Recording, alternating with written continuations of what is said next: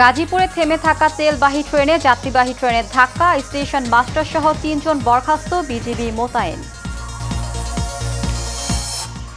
উপজেলা নির্বাচনে স্বজনপ্রীতিকে সমর্থন দেবেন আওয়ামী লীগ, বললেন ওবায়দুল কাদের। নির্দেশনা অমান্যকারীদের বিরুদ্ধে কঠোর ব্যবস্থার হুঁশিয়ারি।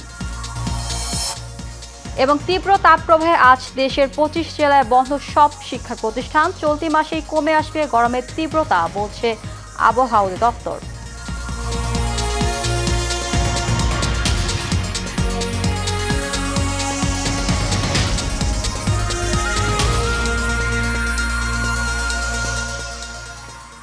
স্বাগত এশিয়ান নিউজে, সঙ্গে আছে আমি জেসমিন ইভা। শুনছিলেন বিআরবি কেবল ইন্ডাস্ট্রিজ লিমিটেড সংবাদ শিরোনাম, এবার জানিয়ে দেব বিস্তারিত। গাজীপুরের জয়দেবপুর রেল স্টেশনে থেমে থাকা একটি তেলবাহী ট্রেনকে পেছন থেকে ধাক্কা দিয়েছে যাত্রীবাহী অন্য একটি ট্রেন। এতে ট্রেনের ৫টি বগি লাইনচ্যুত হয়, আহত হয়েছে অন্তত ৪ জন। গতকাল এই দুর্ঘটনা ঘটে। স্থানীয়রা জানায়, তেলবাহী ট্রেনটি অপেক্ষমান অবস্থায় ছিল। এই সময় যাত্রীবাহী ঢাকা টাঙ্গাইলগামী একটি আন্তনগর ট্রেনটির পেছনে ধাক্কা দেয়। সংঘর্ষে 5টি বগি দুমড়ে মুচড়ে যায়। জ্বালানি তেল ছড়িয়ে পড়ার আশঙ্কায় ঘটনাস্থলে 2 প্লাটুন বিজিবি মোতায়েন রয়েছে। প্রায় 3 ঘন্টা পর বিকল্প লাইনে রেল যোগাযোগ স্বাভাবিক করা হয়েছে। এদিকে সিগন্যালে ভুলে এই দুর্ঘটনা বলে জানিয়েছে রেল কর্তৃপক্ষ। এরই মধ্যে বরখাস্ত করা হয়েছে স্টেশন মাস্টার সহ 3 জনকে। এছাড়া দুর্ঘটনার কারণ অনুসন্ধানে গঠন করা হয়েছে তদন্ত কমিটি। মনে করেন যে অনেক সময় করে ফেসবুকে থাইকাও তারা রেল এই লাইনটা নেয়। 3টা মানুষ, একটা মানুষ জীবিত আছে, মুখ ফাটতে আছে, তার বাদে আর একটা মানুষ টাইনা বাইরে আরেকজনের কান্দ ফেলাইয়া মেডিকেল গেছে। দেখেন এটা যাচাই বাছাই করে পুরা দোষ আমাদের 3 জন 4 জন যারা দায়িত্ব আছে এখানে, তাদের পুরা গাফিলতি। আপনি বিশ্লেষণ যদি সঠিক তদন্ত বাইর করতে পারেন, এই 4 জনের দোষ 100%। আমরা ফায়ার সার্ভিসের সহায়তা তেলটা বের করে নিরাপদে অন্য জায়গায় রাখার ব্যবস্থা করছি, যাতে আর এখান থেকে লোকজন সব সরিয়ে দিচ্ছি, যাতে কোনো অগ্নিকাণ্ডের কোনো যেন মানে না থাকে, কোনো রকমের যাতে এরকম ব্যবস্থা না হয়, আমরা সেইভাবে চেষ্টা করছি। আর ফায়ার সার্ভিস এখানে তারা সতর্ক আছে, যদি দুর্ঘটনা এরকম কোনো আলাদা করে হয় ব্যবস্থা নেওয়া যাবে। আপাতত আমরা লোকজন সরিয়ে এই তেলটি এই বগি থেকে অন্যত্র স্থানান্তর করা যায় কিনা সেই প্রচেষ্টা করছি। উপজেলা নির্বাচনে কোনো স্বজনপ্রীতিকে আওয়ামী লীগ সমর্থন দেবে না বলে জানিয়েছে আওয়ামী লীগ সাধারণ সম্পাদক ওবায়দুল কাদের। তিনি বলেন, স্থানীয় নির্বাচনে এমপিদের যাতে কোনো প্রভাব না থাকে সেজন্য নির্দেশনা দেয়া হয়েছে। এছাড়া বেগম জিয়ার মুক্তির জন্য বিএনপির দৃশ্যমান কোনো আন্দোলন নেই বলেও জানান তিনি। বিস্তারিত নূর মোহাম্মদ ভুইয়ার রিপোর্টে। আওয়ামী লীগ সভাপতির ধানমন্ডির রাজনৈতিক কার্যালয়ে সমসাময়িক বিষয়ে সংবাদ সম্মেলন করেন আওয়ামী লীগ সাধারণ সম্পাদক, সড়ক পরিবহন এবং সেতুমন্ত্রী ওবায়দুল কাদের। তিনি বলেন, উপজেলা নির্বাচনে কোনো স্বজনপ্রীতি প্রশ্রয় না দেওয়ার নির্দেশনা রয়েছে প্রধানমন্ত্রীর। কোনো প্রকার হস্তক্ষেপ, প্রভাব বিস্তার যেন এমপিদের সাথে সভায় তিনি বলেছেন, কোনো প্রকার প্রভাব বিস্তার করা যাবে না, প্রশাসনকে প্রভাবিত করা যাবে না, নির্বাচনকে প্রভাবিত করা যাবে না। রাষ্ট্র পরিচালনা সরকারের কোনো চাপ অনুভব করছে কিনা এমন প্রশ্নের জবাবে ওবায়দুল কাদের বলেন, যারা চাপ সৃষ্টি করে তারা নিজেরাই চাপে রয়েছে। স্বাভাবিক কারণে যারা চাপ দেবেন তারা নিজেরাও চাপে আছে, তারা নিজেরাও যথেষ্ট চাপে আছে, কারণ আরব বসন্তের স্পর্শ আটলান্টিকের ওপারে গিয়েও লেগেছে। বেগম জিয়ার বর্তমান অবস্থার জন্য বিএনপি নেতাদের ব্যর্থতাই দায়ী বলে মন্তব্য করেন আওয়ামী লীগ সাধারণ সম্পাদক। বা তারা রাজপথে এমন কোনো দৃষ্টান্ত তারা স্থাপন করতে পারেননি যে বেগম জিয়ার মুক্তির দাবিতে একটা দেখার মতো একটা বিক্ষোভ মিছিলও তারা করতে ব্যর্থ হয়েছে। আগুন সন্ত্রাসের আন্দোলনের কারণেই বিএনপি জনগণ থেকে বিচ্ছিন্ন হয়ে পড়েছে, যার ফলে নেতাকর্মীরা হতাশায় নিমজ্জিত বলেও মনে করেন ওবায়দুল কাদের। আন্দোলন কোনোদিন সফল হতে পারে। নূর মোহাম্মদ ভুঁইয়া, এশিয়ান টেলিভিশন, ঢাকা।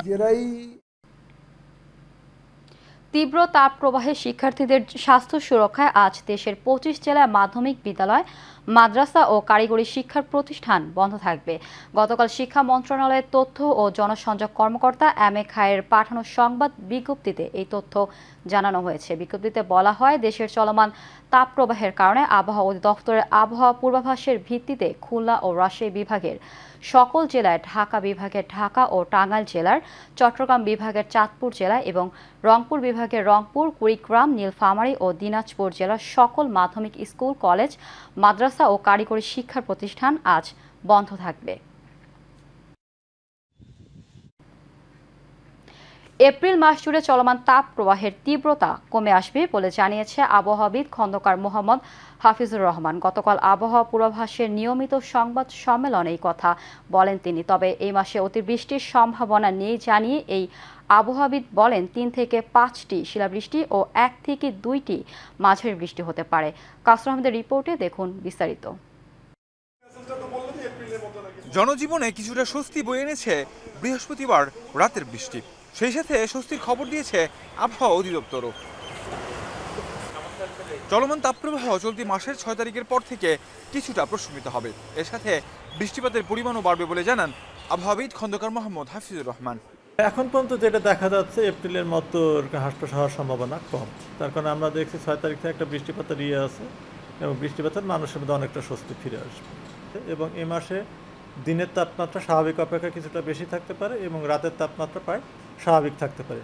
তবে মে মাসে অতি তীব্র তাপপ্রবাহের সম্ভাবনা জানান সিলেট, চট্টগ্রাম বিভাগ ও ঢাকা সহ পূর্বাঞ্চলের কিছু কিছু স্থানে দমকা বাতাস ও মাঝারি ও বজ্রবৃষ্টি হওয়ার সম্ভাবনা রয়েছে। মে মাসে সামগ্রিকভাবে 3 থেকে 5টি মৃদু কালবৈশাখী ঝড় সহ বৃষ্টি অথবা বজ্রসহ বৃষ্টিপাত হতে পারে। এছাড়া 2 থেকে 3টি তীব্র কালবৈশাখী ঝড় হওয়ার সম্ভাবনা রয়েছে। তবে এই মাসে বৃষ্টিপাত হলেও তুলনামূলক গরমের তীব্রতা দিনে কিছুটা বেশি থাকবে, রাতে স্বাভাবিক থাকবে বলে জানান এই আবহাওয়াবিদ। কাসর আহমেদ, এশিয়ান টেলিভিশন, ঢাকা। জনপ্রতিনিধি ও প্রশাসনের কর্মকর্তাদেরকে সরকারের উন্নয়নমূলক কর্মকাণ্ডগুলো সঠিকভাবে বাস্তবায়ন করার জন্য পরামর্শমূলক দিক নির্দেশনা দিয়েছেন দুর্যোগ ব্যবস্থাপনা ও ত্রাণ প্রতিমন্ত্রী মোহাম্মদ মহিবুবুর রহমান। গতকাল বিকেলে পটুয়াখালী রাঙাবালী উপজেলা পরিষদের মাসিক সমন্বয় সভায় প্রধান অতিথির বক্তব্যে তিনি এই কথা বলেন। উপজেলা পরিষদের চেয়ারম্যান ডাক্তার জহির উদ্দিন আহমেদের সভাপতিত্বে এই সময় অন্যান্যদের মধ্যে উপস্থিত ছিলেন উপজেলা নির্বাহী অফিসার মোহাম্মদ মিজানুর রহমান, উপজেলা আওয়ামী লীগের সাধারণ সম্পাদক সাইফুজ্জামান মামুন খান সহ সকল ইউনিয়ন পরিষদের চেয়ারম্যানবৃন্দ ও উপজেলা পরিষদের বিভিন্ন দপ্তরের কর্মকর্তারা। কুষ্টিয়ার মিরপুরে খুলনাগামী মালবাহী ট্রেনের ধাক্কায় মাঝিহাট ক্যাম্পের আইসি সাইদুর রহমান নামে এক পুলিশ কর্মকর্তা নিহত হয়েছে। গতকাল মিরপুর উপজেলার কাঠদহ রেলগেটে এই ঘটনা ঘটে। নিহত পুলিশ কর্মকর্তা নড়াইল জেলার বাসিন্দা। পুলিশ জানায়, এসআই সাইদুর রহমান ইসলামী বিশ্ববিদ্যালয়ে ভর্তি পরীক্ষার ডিউটি শেষে মিরপুর উপজেলা মাঝিহাট পুলিশ ক্যাম্পে মোটরসাইকেল যোগে ফিরছিলেন। পথে কাঠদহ রেলগেটে পৌঁছানো মাত্রই অপরদিকে খুলনাগামী মালবাহী একটি ট্রেন তাকে ধাক্কা দিলে ঘটনাস্থলেই তার মৃত্যু হয়। এই ঘটনায় তার পরিবারে নেমে এসেছে শোকের ছায়া। মুকসুদপুর উপজেলার বিভিন্ন স্থানে প্রচণ্ড তাপদাহের কারণে তৃষ্ণার্ত মানুষের মাঝে বিশুদ্ধ পানি ও শরবত বিতরণ করেছে ননিক্ষীর ইউনিয়ন পরিষদ নির্বাচনের চেয়ারম্যান পদপ্রার্থী মোহাম্মদ দেলার হোসেন। উপজেলার কাশালিয়া, ননিক্ষীর ও জলিরপাড় ইউনিয়নের যুব দলের উদ্যোগে বিশুদ্ধ সুপেয় শরবত ও পানি বিতরণ করা হয়। তীব্র এই গরমে রাস্তায় চলাচলকারী মানুষ পানির তৃষ্ণা মেটাতে আগ্রহ নিয়ে বিশুদ্ধ পানি ও শরবত পান করছেন এবং এমন সমাজ সেবামূলক উদ্যোগে এলাকায় সাধারণ মানুষ দেলার হোসেন মোল্লাকে সাধুবাদ জ্ঞাপন করেন। জনবল সংকটে অচল হয়ে পড়েছে সিরাজগঞ্জের সদর কাজীপুর আঞ্চলিক উপজেলার বাগবাড়ি 31 শয্যা বিশিষ্ট হাসপাতাল। অপরিচ্ছন্ন এই হাসপাতালটিতে সেবা নিতে আসা রোগীদের অভিযোগের শেষ নেই। সময় মতো ডাক্তার না আসায় সেবা নিতে আসা রোগীদের ঘন্টার পর ঘন্টা লাইনে দাঁড়িয়ে ভোগান্তি পোহাতে হচ্ছে। রোগীদের অভিযোগ, সরকার থেকে দেওয়া বিনামূল্যের ঔষধ জনসাধারণের মাঝে সরবরাহ না করে ফার্মেসিতে বিক্রি করে দিচ্ছে হাসপাতাল কর্তৃপক্ষ। এদিকে এ সকল অভিযোগের বিষয়ে হাসপাতালের ফার্মাসিস্ট আব্দুল বাসেত জানান, পর্যাপ্ত লোকবল না থাকার কারণে রোগীদের ভোগান্তি পোহাতে হচ্ছে। বিভিন্ন উপস্বাস্থ্য কেন্দ্র থেকে অফিসাররা আসলেও রোগীদের সেবা দিতে হিমশিম খেতে হচ্ছে তাদের। বসে আছে, কাম কাজ শুয়ে আছে, এইভাবে দেখেন কত লোক জড়ো হয়েছে, ডাক্তার কার খবরই নেই। কদিন আসি ওষুধ লেগে, সেই কদিন 11টার নিচে কোনো টিকিট ছাড়ে না, ঠিক মতন দেখে না, ওষুধ দেয় না, গর্ভবতী নিয়ে আসে, তাহলে ফেরত যাবো। তো আসলে আপনার ডিউটি কয়টা থেকে আর আসলেন কয়টার সময়? অফিসের কাজ ছিল, তাই। কিরকম কাজ অফিসের? বিভাগীয় কাজ। আইডিয়াল স্কুল অ্যান্ড কলেজ মতিঝিলে 10ম শ্রেণীর বাংলা ভার্সনের শিক্ষার্থী আব্দুল্লাহ আবতাহিকে খুঁজে পাওয়া যাচ্ছে না। 30 এপ্রিল রাতে শহীদবাগ থেকে সে নিখোঁজ হয়। কোনো সহৃদয়বান ব্যক্তি ছেলেটিকে দেখলে স্কুল বা পরিবারকে জানাতে বিশেষ অনুরোধ করা হচ্ছে। তার বাসার মোবাইল নম্বর 017320795880। এবার এইচএম স্টিল চট্টগ্রাম সংবাদ। চট্টগ্রামের 33 নং ফিরিঙ্গি বাজার ওয়ার্ডে টেকপাড়া ও ইয়াকুবনগর বস্তিতে ভয়াবহ অগ্নিকাণ্ডে ক্ষতিগ্রস্ত পরিবারের মাঝে স্ট্রাট ফান্ড বাংলাদেশ সংগঠনের অর্থায়নে ও ঢাকা আহসানিয়া মিশনের ব্যবস্থাপনায় নগদ অর্থ ও নিত্য প্রয়োজনীয় পণ্য বিতরণ করা হয়েছে। গতকাল বিকেলে উক্ত অনুষ্ঠানে সভাপতিত্ব করেন কাউন্সিলর হাসান মুরাদ বিপ্লব। এতে প্রধান অতিথি হিসেবে উপস্থিত থেকে ত্রাণ বিতরণ করেন start fund Bangladesh programme coordinator Shafiul Alam. বিশেষ অতিথি হিসেবে উপস্থিত ছিলেন 34 নং ward councillor Pulak Khastagir, programme officers Daniyal Shipu, Dhaka Ahsania mission প্রতিনিধি গোলাম ওয়ারেস মুক্তা, চট্টগ্রাম অঞ্চল প্রতিনিধি মহিউদ্দিন মানু। এবার খেলার খবর। 5 ম্যাচ টি20 সিরিজের প্রথম ম্যাচে জিম্বাবুয়েকে 8 উইকেটে হারিয়েছে বাংলাদেশ। চট্টগ্রামের জহুর আহমেদ চৌধুরী স্টেডিয়ামে টস জিতে ফিল্ডিং এর সিদ্ধান্ত নেন টাইগার অধিনায়ক শান্ত।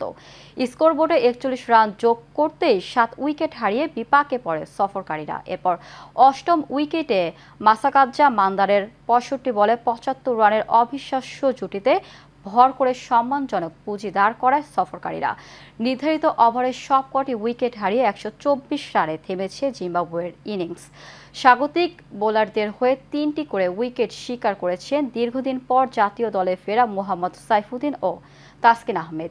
ব্যাট করতে নেমে অভিষিক্ত তানজিম তামিমের অর্ধশতকে সহজেই লক্ষ্যে পৌঁছে যায় টাইগাররা।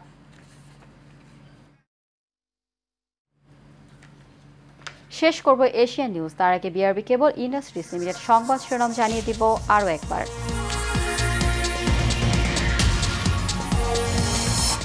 গাজীপুরে থেমে থাকা তেলবাহী ট্রেনে যাত্রীবাহী ট্রেনের ধাক্কা, স্টেশন মাস্টার সহ 3 জন বরখাস্ত, বিজিবি মোতায়েন।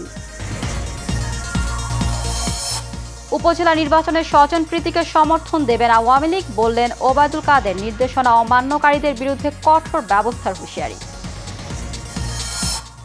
এবং তীব্র তাপ প্রবাহে আজ দেশের 25 জেলায় বন্ধ সব শিক্ষা প্রতিষ্ঠান। চলতি মাসেই কমে আসবে গরমের তীব্রতা, বলছে আবহাওয়া অধিদপ্তর।